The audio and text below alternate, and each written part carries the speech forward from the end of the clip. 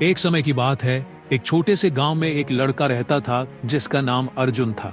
अर्जुन बहुत ही मेहनती और ईमानदार था, लेकिन उसके जीवन में बहुत संघर्ष था। वह किसान परिवार से था और उसकी रोजी रोटी खेती पर निर्भर थी। खेती से आमदनी बहुत कम होती थी और बारिश के भरोसे ही फसल होती थी। एक दिन अर्जुन खेत पर काम कर रहा था, तभी उसने एक बूढ़े साधु को गांव में आते देखा।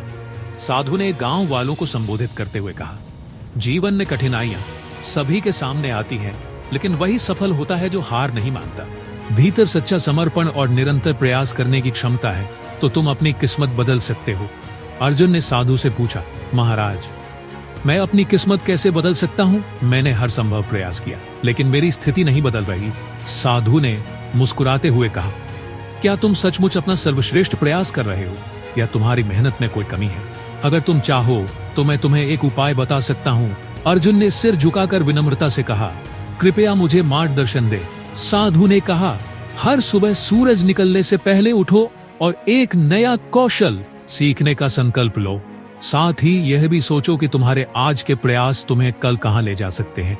लगातार 21 दिन तक ऐसा करो और फिर देखो कि कैसे तुम्हारी सोच और किस्मत बदलती है। अर्जुन ने साधु की बात मानी और अपने दिन की शुरुआत जल्दी करना शुरू किया। उसने खेती के साथ साथ मछली पालन और फल उगाने जैसे अन्य कौशल भी सीखे।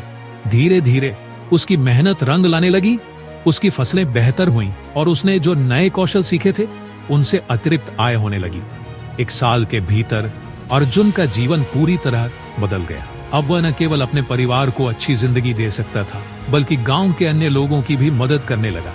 इस कहानी से हमें यह सीख मिलती है कि सही दिशा में लगातार प्रयास, सीखने की लक और अपने लक्ष्य पर अडिग रहना जीवन में बदलाव ला सकता है। परिस्थितियां चाहे जितनी भी कठिन क्यों न हो, हमारी मेहनत और संकल्प से सब कुछ संभव है।